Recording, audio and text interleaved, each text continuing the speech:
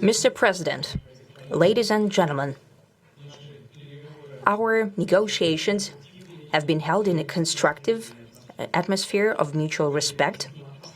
We have very thorough negotiations that were quite useful. I would like to thank once again my American counterpart for the proposal to travel out here to Alaska. It only makes sense that we've met here because our countries, though separated by the oceans, are close neighbors. So when we've met, when I came out of the plane and I've said, "Good afternoon, dear neighbor. Very good to see you. In good health and to see you alive." I think that is very neighborly.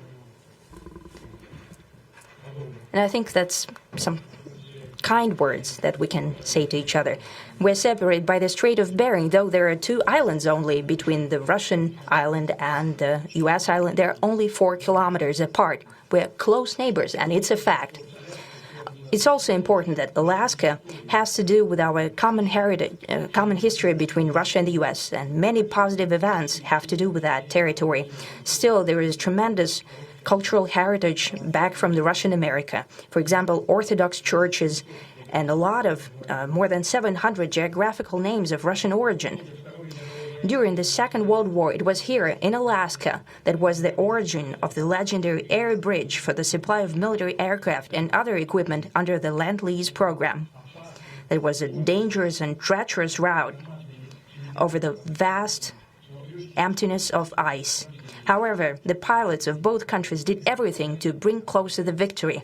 They risked their lives and they gave it all for the common victory. I was just in the city of Magadan in Russia, and there is a memorial there dedicated to the Russian and the U.S. pilots. And there are 2 flags, the U.S. flag and the Russian flag. And I know that here as well there is such a memorial. There is a military burial place several kilometers away from here. The Soviet pilots that buried there who died during that dangerous mission. We're thankful to the citizens and the government of the U.S. for carefully taking care of their memory. I think that's very worthy and noble. We'll always remember other historical examples when our countries defeated common enemies together in the spirit of battle camaraderie and allyship that supported each other and facilitated each other. I'm sure that this heritage will help us rebuild and foster mutually beneficial and equal ties at this new stage, even during the hardest conditions. It is known that there have been no summits between Russia and the U.S. for 4 years, and that's a long time. This time was very hard for bilateral relations, and let's be frank, they have fallen to the lowest point since the Cold War. I think that's not benefiting our countries and the world as a whole. It is apparent that sooner or later we had to amend the situation to move on from the confrontation to dialogue. And in this case, a personal meeting between the heads of state has been long overdue, naturally under the condition of serious and painstaking work, and this work has been done in general. Me and President Trump have very good direct contact. We've spoken multiple times. We spoke frankly on the phone. And Special Envoy of the President, Mr. Witkoff, traveled out to Russia several times. Our advisors and heads of foreign ministries kept in touch all the time. And you know fully well that one of the central issues was the situation around Ukraine. We see the strive of the administration and President Trump personally to help facilitate the resolution of the Ukrainian conflict. And his strive to get to the crux of the matter, to understand this history, is precious. As I've said, the situation in Ukraine has to do with fundamental threats to our security. Moreover, we've always considered the Ukrainian nation, and I've said it multiple times, a brotherly nation, however strange it may sound in these conditions. We have the same roots, and everything that's happening is a tragedy for us and terrible wound. Therefore, the country is sincerely interested in putting an end to it.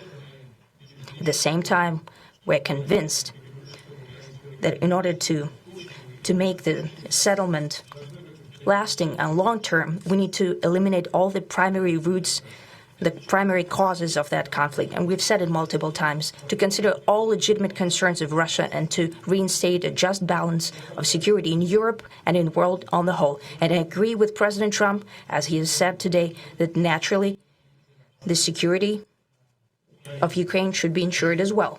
Naturally, we are prepared to work on that. I would like to hope that the agreement that we've reached together will help us bring closer that goal and will pave the path towards peace in Ukraine. We expect that Kiev and European capitals will perceive that constructively and that they won't throw a wrench in the works.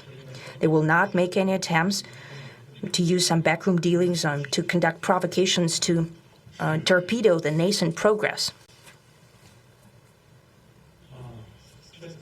Incidentally, when the new administration came to power, bilateral trade started to grow.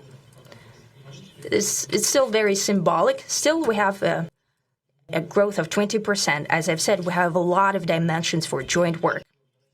It is clear that the U.S. and Russian investment and business cooperation has tremendous potential. Russia and the U.S. can offer each other so much in trade, digital, high-tech, and in space exploration. We see that Arctic cooperation is also very possible, and our international context, for example, between the Far East of Russia and the West Coast of the U.S. Overall, it's very important for our countries to turn the page, to go back to cooperation. It is symbolic that not far away from here, at the border between Russia and the U.S., there was a so-called international date line. I think you can step over, literally, from yesterday into tomorrow. And I hope we'll succeed in that, in political sphere. I would like to thank President Trump for our joint work, for the well-wishing and trustworthy tone of our conversation. It's important that both sides are result-oriented, and we see that the President of the U.S. has a very clear idea of what he would like to achieve. He sincerely cares about prosperity of his nation. Still, he understands that Russia has its own national interests. I expect that today's agreements will be the starting point, not only for the solution of the Ukrainian issue, but also will help us bring back business-like and pragmatic relations between Russia and the U.S. And in the end, I would like to add one more thing. I'd like to remind you that in 2022, during the last contact with the previous administration, I tried to convince my previous American colleague, the situation should not be, it would come to hostilities. And I said it quite directly back then that it's a big mistake. Today, when President Trump saying that if he was the president back then, there will be no war. And I'm quite sure that it would indeed be so. I can confirm that. I think that overall, me and President Trump have built a very good, business-like and trustworthy contact. And I have every reason to believe, that moving down this path, we can come, and the sooner the better, to the end of the conflict in Ukraine. Thank you. Thank you. Well, thank you very much, Mr. President. That was very profound, and I will say that I believe we had a very productive meeting. There were many, many points that we agreed on, most of them, I would say, a couple of big ones that we haven't quite gotten there, but we've made some headway. So there's no deal until there's a deal. I will call up NATO in a little while. I will call up the various people that I think are appropriate, and I'll, of course, call up President Zelensky and tell him about today's meeting. It's ultimately up to them. They're going to have to agree with what Marco and Steve and some of the great people from the Trump administration who've come here, Scott and John Radcliffe, thank you very much. But we have some of our really great leaders. They've been doing a phenomenal job. We also have some tremendous Russian business representatives here, and I think, everybody wants to deal with us. We've become the hottest country anywhere in the world in a very short period of time, and we look forward to that. We look forward to dealing. We're going to try and get this over with. We really made some great progress today. I've always had a fantastic relationship with President Putin, with Vladimir. We had many tough meetings, good meetings. We were interfered with by the Russia hoax. It made it a little bit tougher to deal with, but he understood it. I think he's probably seen things like that during the course of his career. He's seen it all, but we had to put up with the Russia hoax. He knew it was a hoax, and I knew it was a hoax, but what was done was very criminal. But it made it harder for us to deal as a country in terms of the business and all of the things that we'd like to have dealt with. But we'll have a good chance when this is over. So just to put it very quickly, I'm going to start making a few phone calls and tell them what happened. But we had an extremely productive meeting, and many points were agreed to. There are just a very few that are left. Some are not that significant. One is probably the most significant, but we have a very good chance of getting there. We didn't get there, but we have a very good chance of getting there. I would like to thank President Putin and his entire team, whose faces, who I know in many cases, other than that, whose faces I get to see all the time in the newspapers. You're almost as famous as the boss, but especially this one right over here.